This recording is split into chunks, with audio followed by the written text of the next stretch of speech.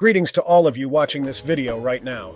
I know it's been a while since I last posted any videos, but that was due to personal circumstances and medical reasons. But now I am here again trying to continue where I left off in showing you all how to become a better trader. So without further ado, let's get started. In this video, I want to show you some of the key factors to look for in a trending market to decide if it's safe to enter a trade or not. The iron rule that states to always trade in the direction of the market is paramount to a successful trading strategy. But why do traders still lose trades even to the point of blowing their accounts if trading was that simple? That's because most traders fail to do proper technical analysis, or they simply don't know what to look for to assist them in their decision-making. Before taking any trades, a trader must ask himself this question: what are the reasons to enter this trade? Along with the trend of the market, this question can only be answered through proper technical analysis, in which the trader uncovers a number of different reasons which all indicated the same thing, whether buy or sell. The more factors you have that indicates buy, the more you solidify your reason to enter the trade. These factors are very important as they add significant confluence to a particular trade setup. In other words, the more factors you have aligned with each other, the higher the probability of that trade working out in your favor. There are a great number of confluence factors that you can add to your trade setup, such as, but not limited to: 1. Market structures, support and resistance. 2. Trend line. 3. The trend of the market on the higher time frames. 4. Trend on the market on the lower time frame. 5. Forex indicator. The list goes on, but for this video we will stop there. However, if you do want to know more about confluence trading or even know more factors you can add to your trading arsenal to make it easier to find high-probability trade setup, then I highly advise you to hit that subscribe button and turn on your notification settings so you don't miss whenever we drop a video. Alright, now let's get into it. The first thing we are going to verify is the trend of the larger time frame. In this case, we are working with the 4-hour time frame. And as you can see, we are in a large uptrend. And in uptrends, we only want to look for buys. Let me repeat, whenever your larger time frame is in an uptrend or downtrend, albeit the 15-minute, 1-hour, 4-hour, or daily time frame is trending, you only want to trade in the direction of that trend. This is a common mistake made by most new traders. As you can see here, the last swing low made on the 4-hour time frame is right here.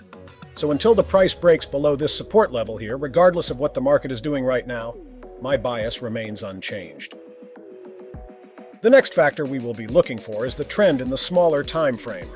In this case, again, I will be using the 15-minute time frame. And I know you're probably thinking if that is important, so let me answer you. Yes, the trend of the lower time frame is just as important as the trend of the higher time frame. This is also another key factor that most traders seem to overlook as well. Allow me to explain for you, see, within a market push to the upside like this one, on the larger time frame, it looks like something that happens instantly without troubles. But if you go down to the smaller time frame, you would see that's not the case. As you can see, there are a whole lot of ups and downs before the market price finally continues in the direction of the larger time frame.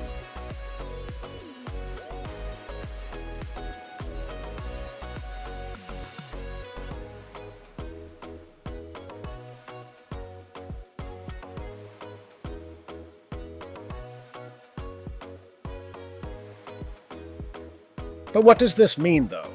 Well, I won't be going too much into detail in this video, because we do have future videos that expound on this further for you. However, to sum it up, a change in trend starts on the lower time frames, before it starts on the higher time frame. So alignment with the title of this video, to put it bluntly, you want to make sure that the smaller time frame trend, which is 15 minutes, is in the same trend as the larger time frame, which is the 4-hour. Next up is where you're looking to enter the trade. A common mistake for traders is that they enter trades at random places.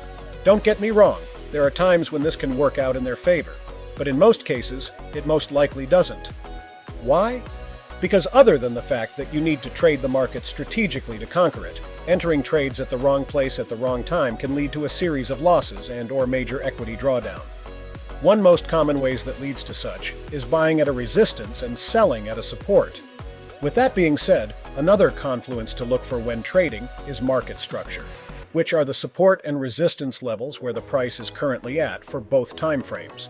The other confluence that you can and always should look out for, which is probably the most important one, is candlestick patterns.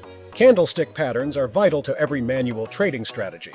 Statistically speaking, most trading strategies without consideration for candlestick patterns tend to fail in the long run. Why? That's because candlestick patterns are more reliable than actual forex indicators. Indicators get their information from candlestick in the first place to display whatever information they show.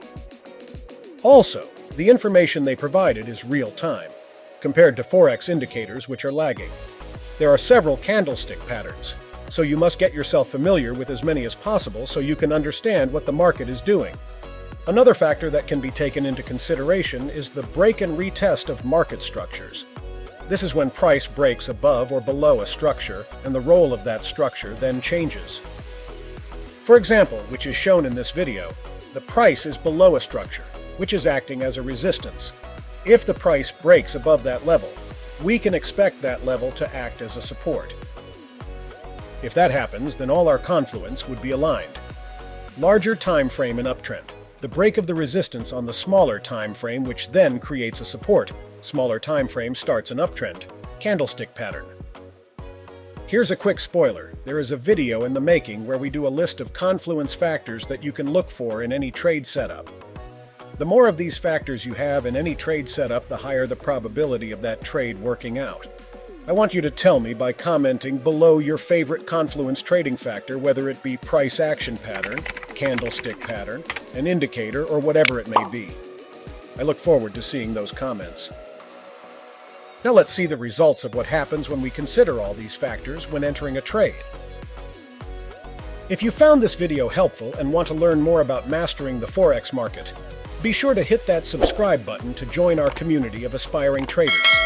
We release lots of valuable content like this, so don't miss out on any of it. Thank you for watching.